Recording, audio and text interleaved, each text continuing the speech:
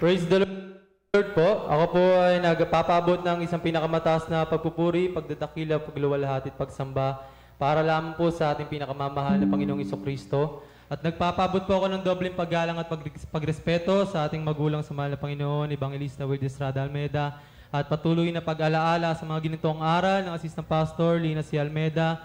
At bumabati po ako sa inyo mga kapatid, sa lahat po na isang mapagpalang araw ng linggo po para sa ating lahat. Sumayin niyo po ang kapayapaan at pagpapala na galing sa mahal na Panginoon. Una, salamat po sa mahal na Panginoon sapagkat hindi po magaganap ang mga bagay na to ngayon kung hindi po niya pinahintulot na makapagpatotoo po ako. Maraming salamat po mahal na Panginoon. At bago po ako ma-save mga minamahal sa gawain nito, bago ako mahanap ng pag-ibig ng Diyos, sa murang edad po, ako po ay naging batang hindi maunawaan mga minamahal. Sa murang edad, maaga ako nalulong sa mga bisyo, sa drugs. At bata po pa lang ako, nung unang beses ako makaranas, makapanakit o makasaksak ng aking kapwa. Nakulong po ako sa DSWD. At sa inaakala po na magbabagong buhay po ako, paglabas ko po doon ay lalo po akong lumala. Itinapon po ako ng magulang ko sa dako ng lukban para po maiwas po ako sa barkada. Ngunit paulit-ulit lamang po ako mga minamahal na maaga ko po nakadaupang palad yung mga taong kung tawagin po sa sanlibutan ay mga walang kaluluwa. Mga minamahal, dun po natuto na po ako mag-drugs hanggang sa dumating po yung punto na magkaroon po ng hindi magandang pangyayari sa aming pamilya. Naging broken family po kami. Yung tatay ko po ay nalulong sa drugs. Yung aking ina po ay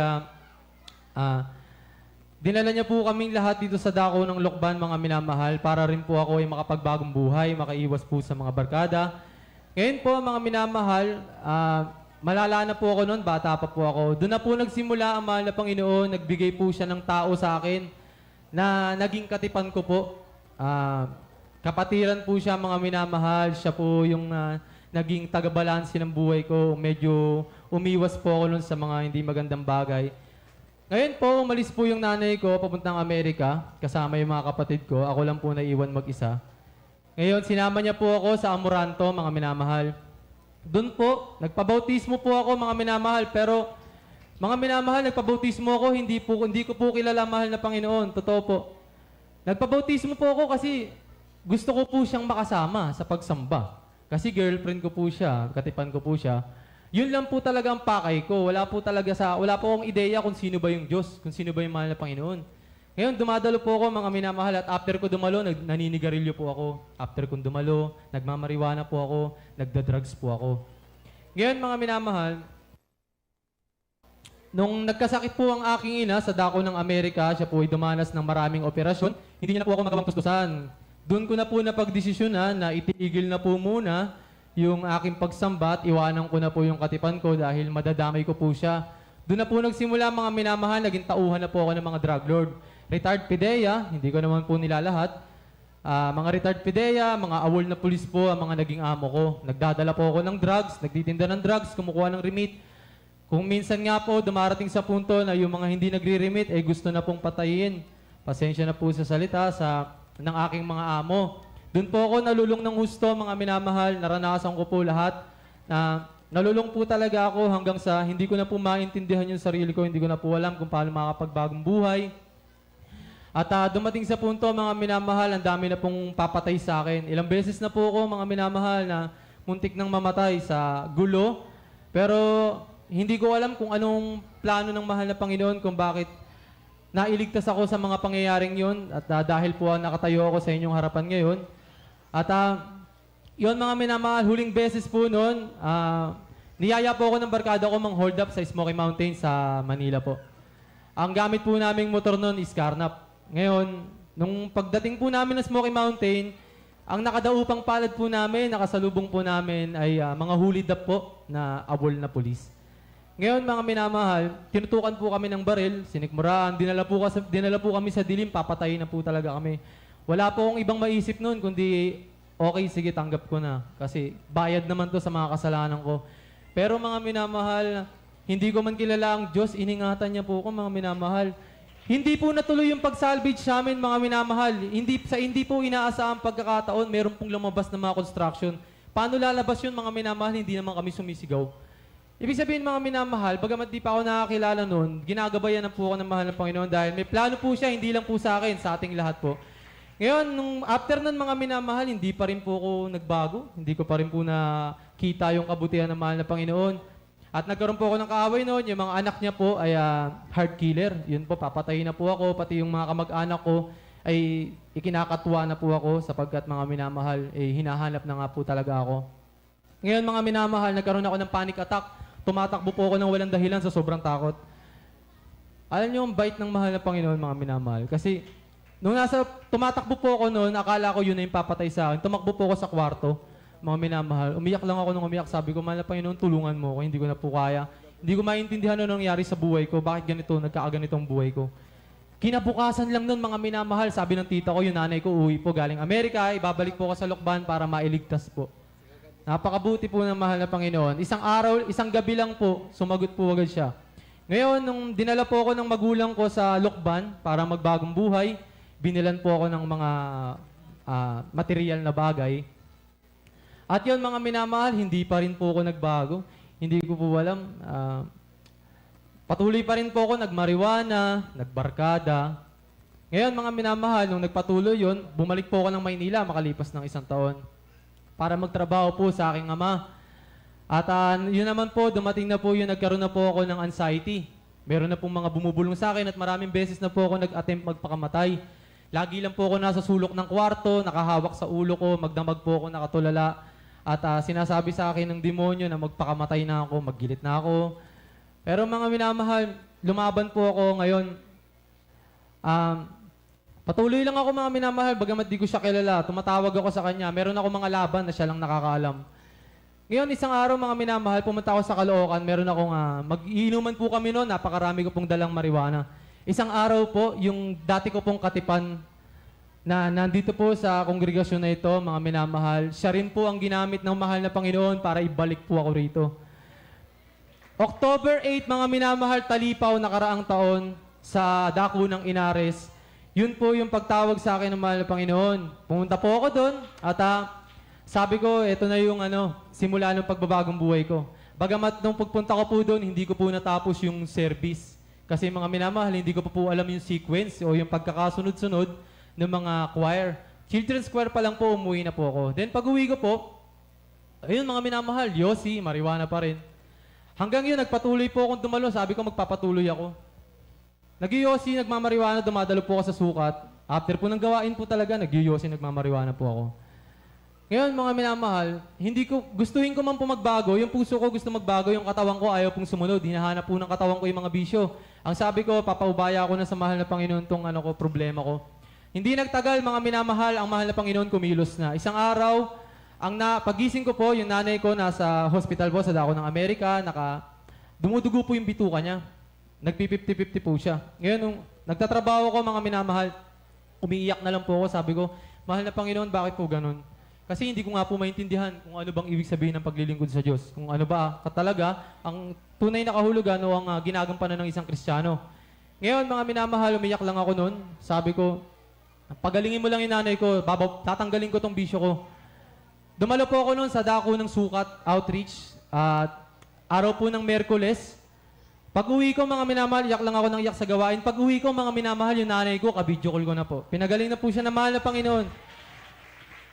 At yung araw na rin po yun po yung araw na tinuruan ako ng Diyos dumalo ng Merkules. Napakabuti po ng mahal na Panginoon. Apaw-apaw po eh. Hindi ka lang po niya sasagutin eh. Bibigyan ka pa po niya ng isang magandang Ngayon, mga minamahal, nawala na po yung pagmamariwana ko, yung pag-Yossi naman po. Ngayon, dumalo po ako isang araw, overnight service po sa dako ng Binangonan. Ngayon, nakita ko po doon yung dati ko pong katipan. Masaya po ako para sa kanya kasi choir na po siya. Masayang-masaya po ako para sa kanya.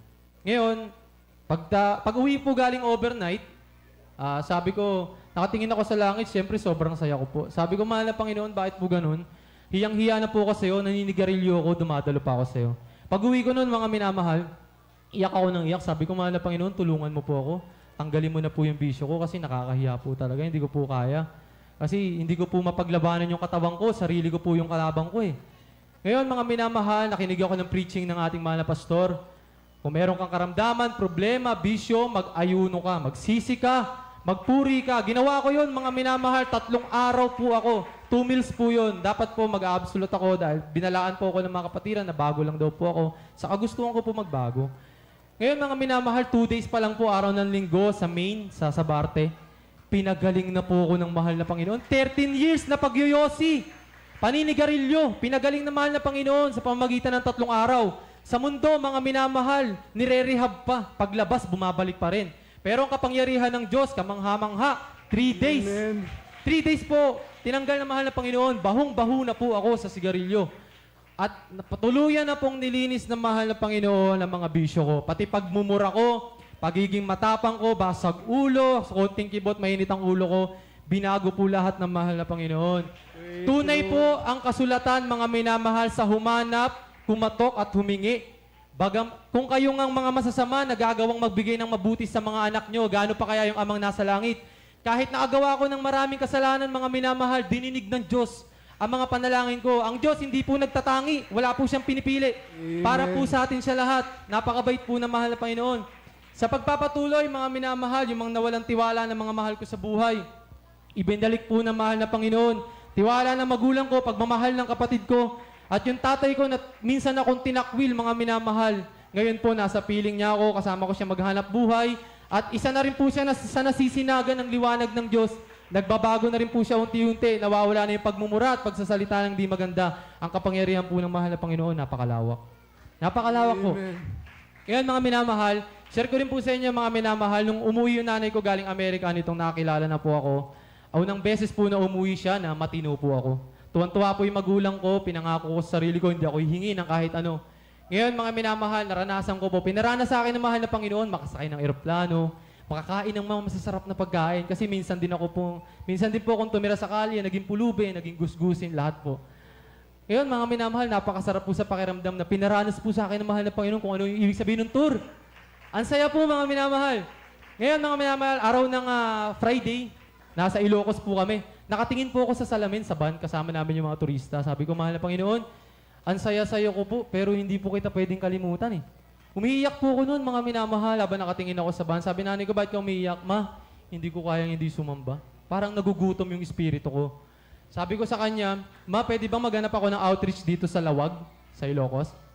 Magkalapit po kasi yun eh. Ngayon po, sabi niya, pwede daw. Ngayon, nagdasal ako, mga minamahal. Sabi ko, mahal na Panginoon, pakitaan mo po ako ng outreach po na malapit. Gusto ko po sumamba, mahal na Panginoon. Gusto ko ipagpasalamat sa iyo lahat ng to. Mga minamahal, yung pinag-check-ingan po naming hotel, likod lang po yung outreach sa Lawag. Ang bilis po sumagot na mahal na Panginoon. Praise the Lord. Kahit po sabihin sa akin ng nanay ko na minsan lang kaming umuwi, magsasamba ka pa, sino ba nagpagaling sa akin? Kayo ba? Kayo ba? Ngayon, pagpunta namin ng El Nido, mga minamahal, sa isla ng El Nido, sumakay kami ng eroplano, namasyal-masyal po kami. Araw ng linggo, muli ko na naman pong kinalaban ng aking ina. Hindi po sa kinalaban na pagwalang respeto, kundi pinaglaban ko po yung pananalig ko sa Diyos. Mga minamahal, sabi ng nanay ko, huling tour namin, araw ng linggo, nak, huwag ka nang sumamba, alam naman na ng Diyos yan eh. Huwag ka nang sumamba, minsan lang kami umuwi rito eh. Hindi pwede, ma. Kahit mag-away tayo, hindi pwede. Bakit? Pag once na umabsent ako, mga minamahal, si Taning at lahat ng mga ahente ni Taning, mga minamahal, lagi nakaabang sa ating mga Kristiyano. Once na hindi makakain ng isang panang baha ng espiritu mo, papasukin ka ng kaaway. Sumamba ako noon, mga minamahal, sabi ko, mahal na Panginoon, isla po ito, saan po ba yung outreach? Paano to? Mga minamahal, sa likod na naman po ng hotel, yung outreach po sa El Nido. Ganun po, ang galing po talaga, sumasagot po, mahal na Panginoon. Totoo, sumasagot po. Sumasagot po, mahal na Panginoon. Sabi ko po noon, habang naliligo ako, mahal na Panginoon, wala po akong pera. Wala po akong panghiika po. Sabi ko, mahal na Panginoon, hipuin mo yung nanay ko. Paglabas ko po ng CR, inabutan po ako ng nanay ko ng pera. Nak, bigay mo to sa mahal na Panginoon, kahit hindi kami sumamba, makapagbigay man lang kami.